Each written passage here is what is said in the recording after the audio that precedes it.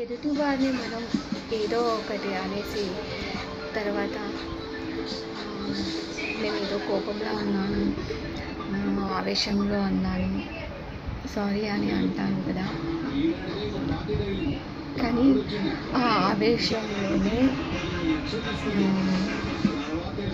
మనకు తెలియకుండా ఆ ఆవేశం కోపంలోనే మన మనసులో ఉన్న నిజాలు, మన గుండెల్లో ఉన్న బాధలు అన్నీ బయటికి వచ్చేస్తాయి. అది మనకు కూడా తెలియదు, కానీ అది మనకు తెలియకుండానే అన్నామేమో అనుకుంటాము, కానీ ఎవరికైనా సరే అలాగే వస్తాయని. Okay guys, thanks for watching my video కనుక నచ్చినట్లయితే సబ్స్క్రైబ్ చేసుకోండి, ఒక లైక్ ఇచ్చుకోండి. Okay guys, thank you. First time